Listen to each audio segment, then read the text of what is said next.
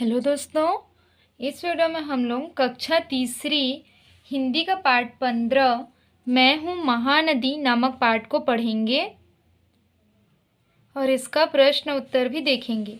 चलिए स्टार्ट करते हैं। हमारे देश में अनेक महत्वपूर्ण और पवित्र नदियाँ हैं।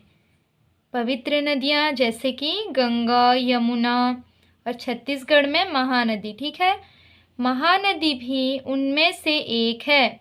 यह हमारे राज्य की सबसे बड़ी और पवित्र नदी है। छत्तीसगढ़ की सबसे बड़ी नदी कौन सी है? महानदी है। लेकिन छत्तीसगढ़ में बहने वाली सबसे लंबी नदी अगर पूछा जाए तो शिवनाथ नदी होगा। ठीक है, और छत्तीसगढ़ की सबसे लंबी नदी तो महानदी। इस पाठ में महानदी अपनी कहानी स्वयं सुना रही है। इस पाठ में महानदी अपनी कहानी सुना रही है। जी हाँ, मेरा नाम महानदी ही है। गंगा, यमुना, गोदावरी एवं नर्मदा की तरह मैं भी एक प्राचीन पवित्र नदी हूँ। प्राचीन मीन्स पुराना, पवित्र। ठीक है, प्राचीन और पवित्र नदी है। कौन है? महानदी। किनकी तरह? गंगा, यमुना और गोदावरी की तरह। बच्चों, क्या तुम जानते हो कि तुम सभी की तरह मेरी जन्मभूमि भी छत्तीसगढ़ ही है। जन्मभूमि यानी कि जन्म स्थान। धमतरी जिले में नगरी नामक कस्बा है। इसके पास ही सिहावा पर्वत में मेरा जन्म हुआ। महानदी कहाँ से निकलती है? तो सिहावा पर्वत से निकलती है। इसी पर्वत की ढलानों में खेलते कूदते मैं बढ़ती रही और धीरे धीरे नीचे मैदान में उतर आई। महानदी कहाँ से निकलती है? सिहावा पर्वत। ठीक है, अब मैं कुछ बड़ी हो गई और उछल कूद छोड़कर कल कल करती हुई धीरे धीरे आगे बढ़ने लगी। मैदानी भाग होने के कारण कहीं कहीं पर मेरी धारा का कुछ पानी ठहर कर सरोवर भी बनता गया। सरोवर यानी कि तालाब। इन सरोवरों में बहुत सुंदर नीले रंग के कमल भी खिला करते थे। इन नीले कमल के फूलों के कारण कुछ लोगों ने मुझे नीलोत्पला तो कुछ लोगों ने मुझे चित्रोत्पला नाम भी दिया। जी हाँ, वेदों में मेरे ये ही नाम मिलते हैं। महानदी को नीलोत्पला और चित्रोत्पला क्यों कहा गया? तो महानदी जब समतल भूमि से जाने लगी, मैदानी भागों से, तो कुछ स्थानों पर उसके पानी के ठहरने से सरोवरों का निर्माण हुआ। इन सरोवरों में नीले रंग के कमल के फूल खिले, इसलिए स्थानीय लोगों ने इन्हें महानदी को नीलोत्पला या चित्रोत्पला कहा। कुछ लोगों ने दुलार से मुझे महानंदा भी कहकर पुकारा। आज मेरा प्रचलित नाम महानदी है। महानदी का प्रचलित नाम क्या है? महानदी है। आगे है, मेरे मार्ग में कहीं जंगल पहाड़ हैं तो कहीं दूर दूर तक फैले हुए खेत हैं। यात्री कहते हैं जब मैं जंगल पहाड़ों से होकर गुजरती हूँ तो बहुत सुंदर दिखाई पड़ती हूँ। मेरे तटों पर जिन किसानों के खेत हैं वे मुझे साक्षात अन्नपूर्णा या लक्ष्मी कहते हैं। अन्नपूर्णा मतलब अन्न की देवी या लक्ष्मी कहते हैं। धमतरी के मैदानों से निकलकर मैं कांकेर एवं चारामा होते हुए राजीम पहुंची। यहाँ मेरी दो बहनें पैरी यानी कि पार्वती और सोंढूर सुंदराभूति आकर मुझ में मिल गई। सोंढूर और पैरी और सोंढूर जो दो नदियां हैं वे महानदी से कहाँ मिलती हैं? राजीम में मिलती हैं। ठीक है, इसीलिए राजीम को छत्तीसगढ़ का प्रयाग भी कहते हैं। प्रश्न आता है कि राजीम को छत्तीसगढ़ का प्रयाग क्यों कहते हैं? तो इसका उत्तर होगा, राजीम में पैरी और सोंढूर नदी महानदी से आकर के मिलती हैं, इसीलिए राजीम को छत्तीसगढ़ का प्रयाग कहते हैं। अब मेरा सम्मान भी बहुत होने लगा। ऐसा कौन कह रही है? महानदी कह रही है। राजीव में हमारे इस संगम स्थल पर भगवान राजीव लोचन जो कि श्री राम के एक रूप है एवं कुलेश्वर महादेव के दर्शनीय मंदिर बनाए गए। इन पवित्र मंदिरों में दर्शनार्थियों का तांता लगा रहता है। तांता मतलब भीड़। राजिम में कौन कौन से मंदिर हैं? तो राजीव लोचन और कुलेश्वर महादेव का मंदिर है, जहाँ पे हमेशा दर्शनार्थियों का भीड़ लगा रहता है। तीर्थयात्री मेरे जल में डुबकी लगाते हैं एवं मेरा जल ले जाकर भगवान शंकर पर चढ़ाते हैं। तीर्थयात्री क्या करते हैं? महानदी का जल भगवान शंकर पर चढ़ाते हैं। यहाँ पर माघ पूर्णिमा से प्रारंभ होकर महाशिवरात्रि तक एक विशाल मेला भरता है। कहाँ पे भरता है? तो राजिम में। राजिम से आगे मेरे तट पर एक प्राचीन नगरी है आरंग। आरंग किसी जमाने में जैन धर्म का प्रसिद्ध केंद्र था। मेरे साथ साथ कुछ और आगे चलने पर आप पहुँचेंगे सिरपुर। यहाँ प्राचीन लक्ष्मण मंदिर एवं गंधेश्वर मंदिर दर्शनीय है। सिरपुर में कौन कौन से मंदिर हैं? लक्ष्मण मंदिर एवं गंधेश्वर मंदिर। प्राचीन काल में सिरपुर, जो कि श्रीपुर नाम से प्रसिद्ध था, एक बड़ा नगर था। यहाँ एक बौद्ध संघाराम था, जहाँ हजारों छात्र शिक्षा प्राप्त करते थे। रामायण में राम को सबरी द्वारा बेर खिलाए जाने का वर्णन है। सबरी का आश्रम भी मेरे तट पर ही था। वह स्थान बहुत पुराने समय से सिवरी नारायण के नाम से जाना जाता है। महानदी के तट पर सिवरी नारायण में सबरी माता का आश्रम भी है। यहीं शिवनाथ और जोक नदियाँ मुझ में आकर मिलती हैं। सिवरी नारायण में क्या होता है? शिवनाथ नदी और जोक नदियाँ आकर के महानदी में मिलती हैं।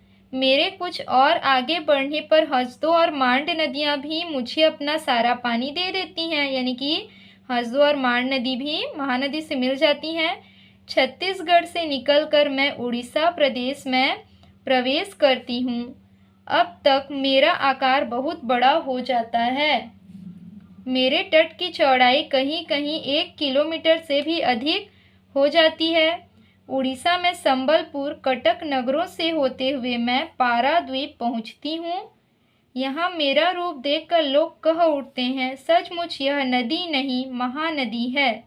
यहाँ मैं बंगाल की खाड़ी में जा मिलती हूँ। महानदी पाराद्वीप नामक स्थान पर बंगाल की खाड़ी में जाकर के मिल जाती है। आगे है, मेरे तट पर बसने वाले मेरे पुत्रों ने मुझे हमेशा माँ की तरह सम्मान दिया, मुझे बहुत प्यार और दुलार दिया। कुछ जगहों पर मेरी धारा के बहते जल को रोकने के लिए बांध बनाए गए हैं। छत्तीसगढ़ में प्रमुख बांध गंगरेल बांध, जिसे पंडित रविशंकर शुक्ल जलाशय भी कहते हैं। छत्तीसगढ़ में कौन सा बांध है महानदी पे बना हुआ? तो गंगरेल बांध।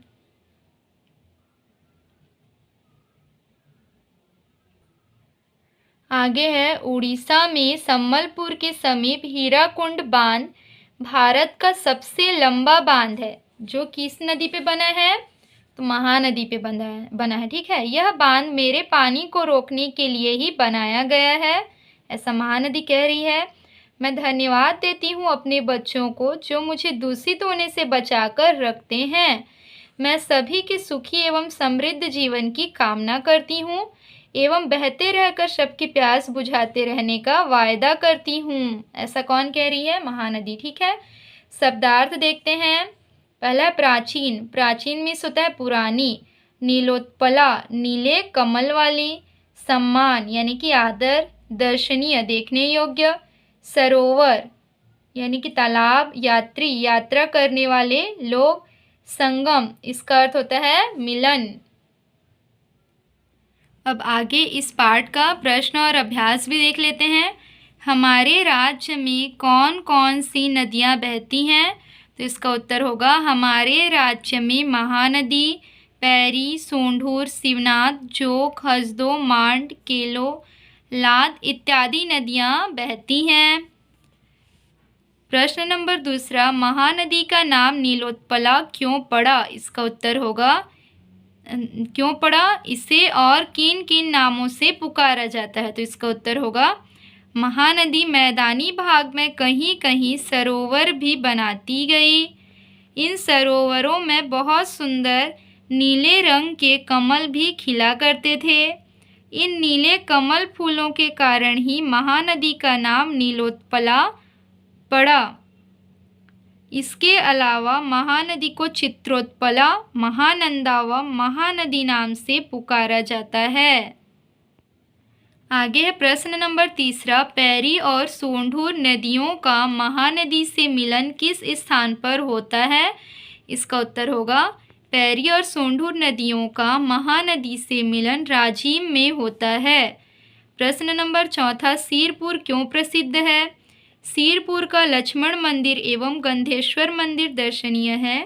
प्राचीन काल में सीरपुर यानी कि श्रीपुर एक बड़ा नगर था।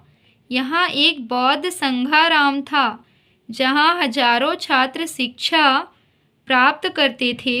इन सभी के कारण सीरपुर प्रसिद्ध है। बच्चों यहाँ पे प्राचीन जो है इसमें बड़ा ई का मात्रा लगेगा, तो इसको सुधार लेना इस प्रकार से, ठीक है। यहाँ पे गलती हो गया था। आगे देखते हैं प्रश्न नंबर 5। महानदी किन किन क्षेत्रों से बहती हुई अंत में समुद्र में से जा मिलती है? इसका उत्तर होगा महानदी सिहावा पर्वत से निकलकर कांकेर, चारामा, राजिम, आरंग, सीरपुर, शिवरीनारायण एवं उड़ीसा के सम्बलपुर, कटक आदि क्षेत्रों से गुजरती हुई पाराद्वीप में समुद्र से जा मिलती है। प्रश्न नंबर 6 है, उन बांधों के नाम लिखो जो महानदी पर बनाए गए हैं।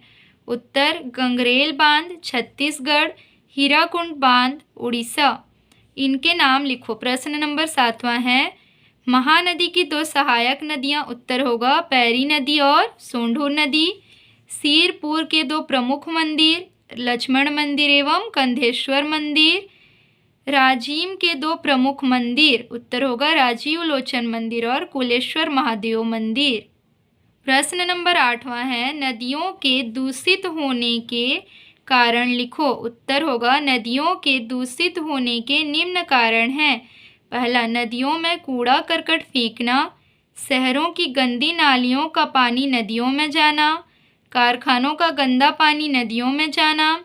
चौथा, पशुओं तथा मनुष्यों के शवों को नदियों में बहाना। प्रश्न नंबर 9 है, अपने गांव या शहर के आसपास की नदियों के नाम लिखो। तो इसका उत्तर आप लोग खुद से लिखेंगे और कमेंट करके बताएंगे कि आप किस ज़िले से हैं और आपके ज़िले में या आपके आसपास कौन कौन सी नदियां बहती हैं। प्रश्न नंबर 10, आजकल नदियां जल्दी सूख जाती हैं, इसका क्या कारण होगा? उत्तर, नदियों के जल्दी सूख जाने के निम्न कारण है। पहला, भूजल स्तर का घटना। दूसरा, ग्लोबल वार्मिंग। तीसरा, नदी जल की सीधी पंपिंग। प्रश्न नंबर 11 है, सही विकल्प पर गोल लगाओ। गोल लगाना है, ठीक है। प्राचीन शब्द का अर्थ है पुराना, तो यहाँ पे इस प्रकार से गोल लगा लेंगे या टिक कर लेंगे। इनमें से कौन अलग है? छत्तीसगढ़ जो कि एक राज्य है, या उड़ीसा ये भी एक राज्य है, सम्बलपुर ये क्या है? एक जिला है, तो इस पे टिक करेंगे। तीसरा है, इनमें से एक नदी का नाम है। रायपुर, महानदी और भिलाई। तो महानदी क्या है? एक नदी का नाम है। यात्री शब्द का अर्थ है यात्रा करने वाले लोग। आगे है भाषा अध्ययन और व्याकरण। प्रश्न पहला, नीचे कुछ शब्द दिए गए हैं, इन शब्दों के विपरीत लिंग वाले शब्द लिखो। अगर आप लोग लिंग नहीं जानते हैं तो मेरे चैनल में प्लेलिस्ट बना हुआ है हिंदी ग्रामर का, उसमें जा कर के आप लोग देख सकते हैं। घोड़ा, घोड़ा का स्त्रीलिंग होगा घोड़ी। शेर का स्त्रीलिंग शेरनी। मुर्गा का मुर्गी। मामा का मामी और चाचा का चाची। नानी, नानी क्या है? एक स्त्रीलिंग शब्द है, तो इसका पुल्लिंग शब्द होगा नाना। भाई का बहिन। शिक्षिका का पुल्लिंग होगा शिक्षक। गाय का पुल्लिंग होगा बैल। बेटी का पुल्लिंग होगा बेटा। समझो, मोहन एक सीधा साधा लड़का था। वह साफ कपड़े पहनता था। वह गोल टोपी भी पहनता था। पहले वाक्य में सीधा साधा लड़के की विशेषता बताता है। इसी प्रकार साफ शब्द कपड़े की और गोल शब्द टोपी की विशेषता बताते हैं। सीधा साधा, साफ और गोल शब्द विशेषण है। जो शब्द संज्ञा एवं सर्वनाम की विशेषता बताते हैं उन्हें विशेषण शब्द कहते हैं। ठीक है, विशेषण शब्द कहलाते हैं। प्रश्न दूसरा, इन शब्दों को पढ़ो और विशेषण तथा विशेष्य शब्द अलग अलग लिखो। मधुर गीत, मधुर गीत में मधुर जो है वो विशेषण है और गीत होगा विशेष्य, क्योंकि गीत कैसा है, मधुर है, तो गीत की विशेषता बताया मधुर, तो ये हो गया विशेषण और गीत हो जाएगा विशेष्य। समृद्ध जीवन में समृद्ध होगा विशेषण और जीवन होगा विशेष्य। बड़ा नगर, इसमें विशेषण होगा बड़ा और विशेष्य होगा नगर। प्राचीन मंदिर में प्राचीन विशेषण शब्द होगा और मंदिर विशेष्य शब्द होगा। लंबी सड़क, इसमें लंबी होगा विशेषण और सड़क होगा विशेष्य। काली घोड़ी, काली होगा विशेषण और घोड़ी होगा विशेष्य। रचना, रचना में है पहला, अपने आसपास के किसी स्थल का वर्णन अपने शब्दों में करो, तो आप लोग करेंगे इसको। दूसरा है, नदी के पानी के क्या उपयोग हैं, तो बहुत सारे उपयोग हैं, जैसे कि सिंचाई के लिए, जल विद्युत निर्माण, नहाना, धोना, पीना। ठीक है, इस शब्द पहेली में नगरों के नाम छिपे हैं, इन्हें खोजकर लिखो। जैसे कि राजीम, क्या हो गया, राजीम। कटक, कटक हो गया। चारामा, चारामा। तो ये 3 मुझे यहाँ पे शहरों या नगरों के नाम मिले। ठीक है, अगर आपको और मिलेंगे तो उसको भी खोज करके लिख लीजिएगा। वीडियो अच्छी लगी हो तो लाइक, शेयर और सब्सक्राइब करें। Thank you.